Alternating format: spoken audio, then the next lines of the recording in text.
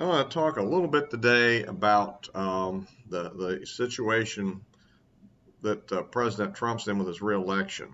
And so I think one thing to address, which I think is important before we get too deep into it, is to look a little bit at the basis for what his success was in the year 2016 election cycle and what that might portend for the current situation. I mean, there's been a lot of, I don't know, the president himself has a lot of emotionalism about public image and stuff, which is rather unique to his own personality. And so that tends to lead to a lot of, well, at any rate, let me just explain. First of all, we have to recall that he did not get a majority of the voters in the 2016 election. In terms of the popular vote, he came in at 46% versus Hillary Clinton's 48% versus 6% that voted for other candidates, about roughly 4% for Johnson of the Libertarian Party, and roughly 2% for Stein of the Green Party.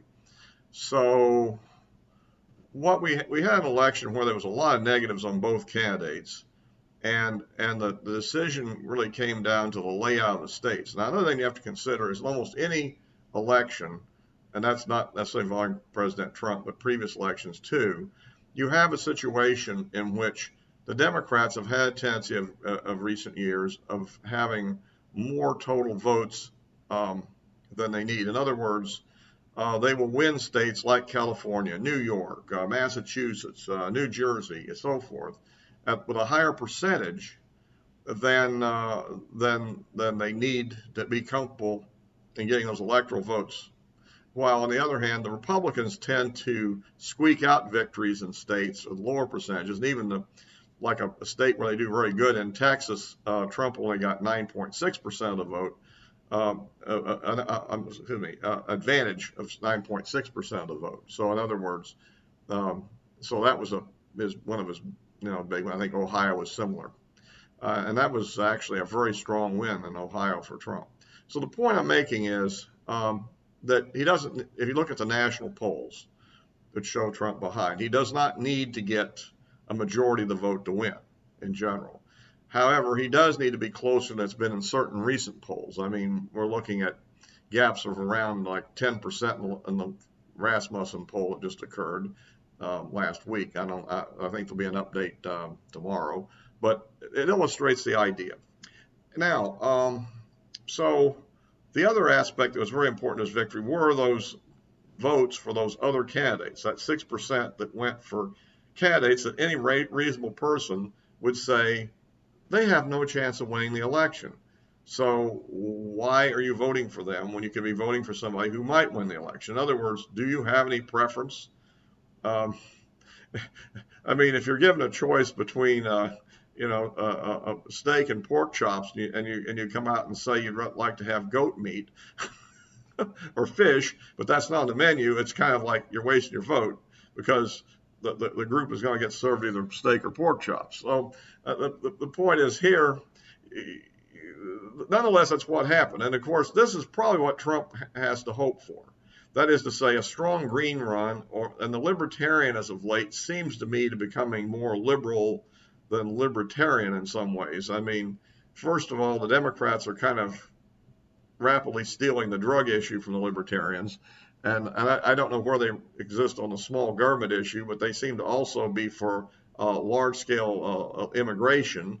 So in a lot of ways, they seem to be more in the Democrat camp, I think, any more than they are in the Republican camp. Where in the past, at one time, it was kind of a way for wayward Republicans that didn't want to fess up to throw their vote away. But at any rate, these third-party candidates, if they can take enough of the I don't like either candidate, and particularly if they don't like Trump, then they might be able to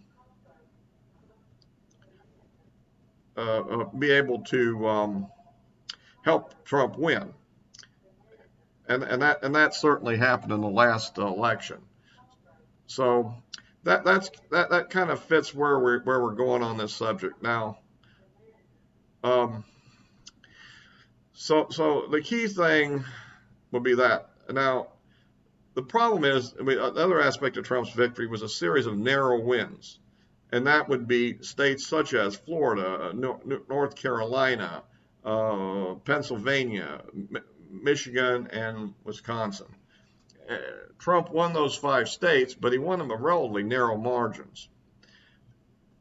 In today's environment, it's becoming increasingly clear that Virginia seems more or less out of range at the moment, unless something were to change dramatically. So that was used to be one of the swing states, but that seems to be out of play. So, and the question also may be, can Trump develop other states such as, well, maybe Minnesota? He came close last time, and with all the riots and destruction in Minnesota, I mean, we don't know what the popular sentiment in the state is to what has happened there. I mean, and so I would tend to think that there would be a little bit of a reaction against the Democrats because of their poor handling of the riots.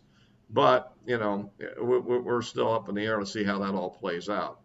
So I think that kind of gives us an idea of where we're going. For instance, a lot of the vote in the extra Hillary vote last time was in California, which was really a blowout for the Democrats, and it didn't really.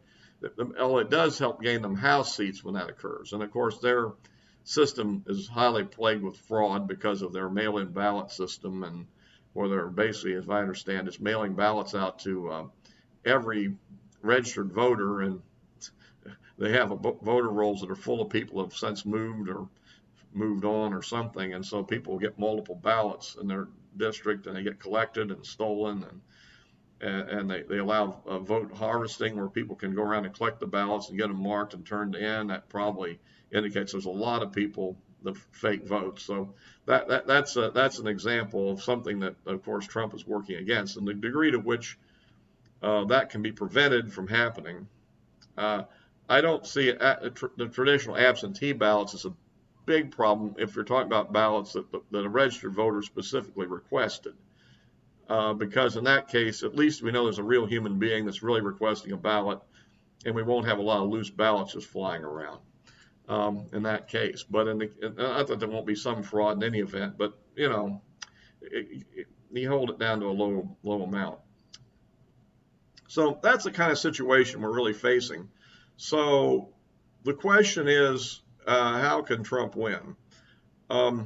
Basically, I think he's hit with a real problem. I mean, because the year started off pretty good for him. He'd survived the fake impeachment effort, which was really bogus, and they had the economy was giving very good numbers at the time. Approval numbers were starting to climb too. And so what happened was we get hit with a virus, and then we got hit with the murder of George Floyd. I call it a murder. I don't think we should look at this as bad policing. I think it was just a case of a cop for some reason killed somebody. Why he did it, I don't know. If he didn't know he was killing the guy, then he really wasn't very competent at his job. But I mean, you know, this isn't the case where somebody got in a struggle and got into some sort of a chokehold that lasted for a few seconds and then ended up dying of whatever. This is a case that's pretty blatant, and this led to this riot, and then followed by a lot of mass protests. I mean, the two got commingled, but I would say there were large protests and large riots both, and they sometimes happen somewhat. Usually the protests occur during the day, and usually the riot goes on later into the night. And all these Democrat mayors and governors just basically held back on policing and let this damage occur. And and all this is, and I think here's the deal. Understand this, that I am a Trump supporter. I voted for him in 2016. I've contributed to Trump Pence this year and vote for him this year. So that's not the issue. But I will say this. I was not overly impressed with the way he handled the Floyd case, because I thought he had a chance very early on to make a speech where he basically recognized the reality of what occurred and then called for peace and calm, which of course would would be ignored, but it would put him in the position of sympathizing with the idea that something wrong had happened. Instead, by being very oblique about it, while he did do all the legal things necessary, bringing in the Justice Department, which would probably self-started anyhow, but I think he just didn't seize the issue, and then this allowed this back reaction among particularly, I think, female voters in some areas, and I'm not, I think that group, maybe others. Maybe I shouldn't have said female, but I think that it certainly widened the gender gap a little bit of being unsympathetic and the normal hate comments you get from the Democrats anyhow, it plays into that line of thinking. So, nonetheless, it is what it is.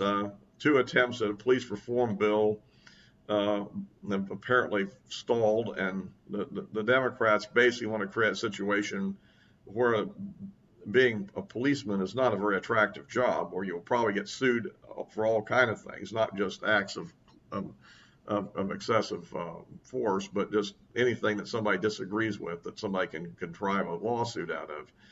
And without the limited immunity protection, these policemen are not rich people, so they're either going to have to buy very expensive liability insurance of some type, or else the cities will have to cover them. I mean, it's not a good thing.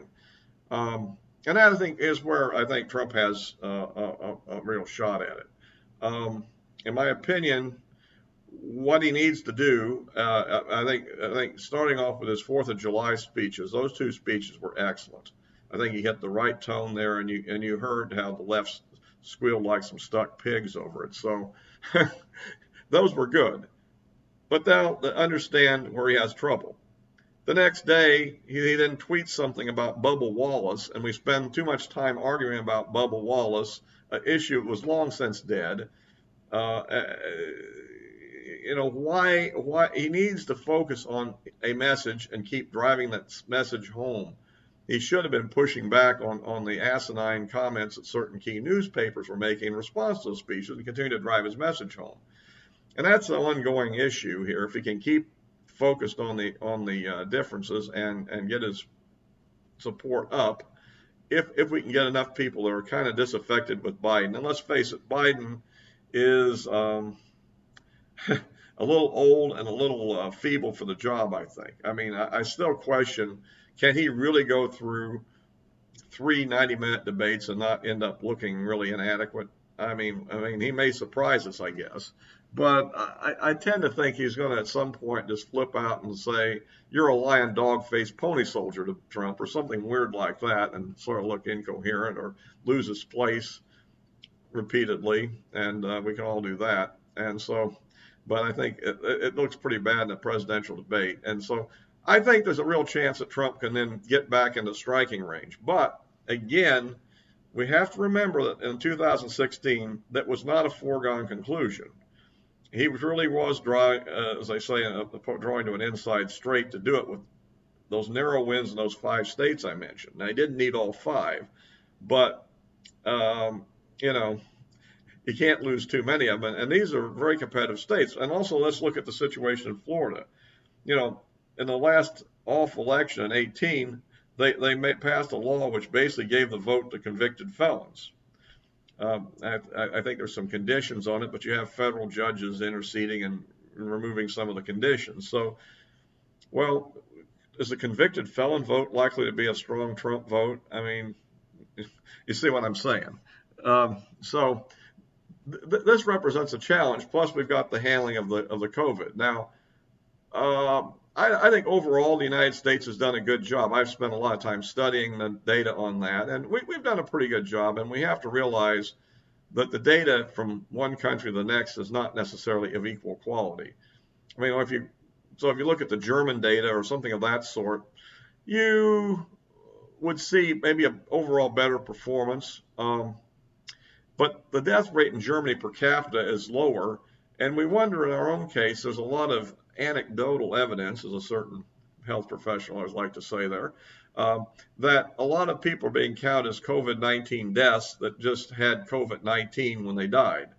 Now, this and one thing that can be motivating this is the fact that they get paid money from the federal government for these cases.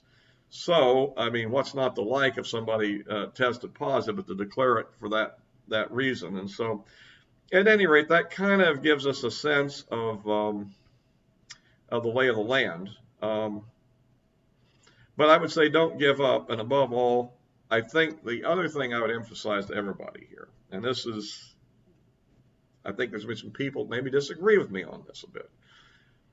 Don't underestimate the importance of the Senate in all of this.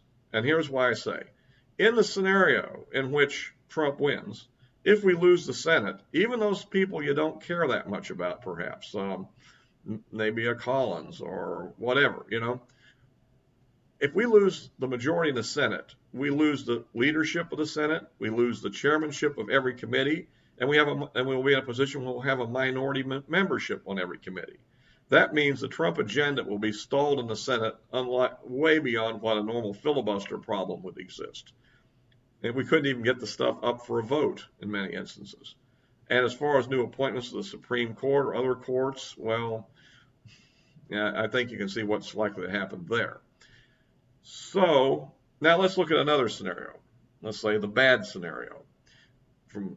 Let's say Trump were to lose. Okay. In that scenario, if Trump were to lose, the Senate becomes even more critical, because what would be available to the Democrats if Trump were to lose and we were also to lose the Senate would be that they could end the filibuster. And at that point, with a simple majority, or even 50 votes in the vice president, they could add new states to the union. They could add new justices to the Supreme Court. They could add new judges to other appellate courts, create new appellate courts, create new judgeships, pass all kinds of legislation, gun control or gun confiscation legislation. And remember, if they load the Supreme Court with liberals, the Constitution becomes largely a meaningless piece of paper, because they can rule it that X means not X, that whatever, I mean, and so, you don't have a constitution that's really valid anymore. You just have the opinion of a court that's completely rigged. So at least right now we have a court that I would say, I joke around, it's a 4.6 to 4.4 court. And in other words, it isn't really a 5 to 4 majority, but it's definitely not a minority either. We win some big ones, we lose some big ones. And we get really annoyed when we lose the big ones, but imagine if you lost them all, and lost even more damaging cases than we have now. So that's why I urge everybody to support your Republican for Senate, whether it be Susan Collins or whether it be, who would be the conservative that's really running strongest here? I think our most strong conservatives are not up for re-election. Well, I guess Rubio would be an example of a pretty strong conservative. We need to support these people. Yes, they do occasionally say and do things we may not like, but the fact of the matter is we need them and Trump needs them. So anyway, that kind of is my assessment of the election outlook here. We're a bit underwater. I would say if you have the money, contribute to the Republican Senate and House committees, or to your local Senate or House candidate if you're in an area where there's a race, or pick out a favorite somewhere else and contribute to them. I think Martha McSally needs some help out there in Arizona, particularly, because I think that one is one I'm a little worried about. She's running against this astronaut, and well, being a pro-space guy, as I said in my introduction, that's kind of a challenge for me. But honest to God, in this case, I think we'll get by on space without electing this Democrat to the Senate for a 6-year term. So I guess that kind of sums up what I'm saying. You can follow me on Twitter at Hunt1954, which I've been fairly active on Twitter, and these videos are just a chance to kind of maybe flesh out some of my thinking and where I'm coming from in a more analytical way than you can in the limited format of Twitter, which is more kind of, it seems like if you make some bold, wild statement on Twitter, it gets more support than something that's even thoughtful. So one of my most approved tweets was when I said that that de Blasio is a dangerous demagogue, which he is. But, a lot of my things are not quite on that tone, but actually my intensity is about on that level this time.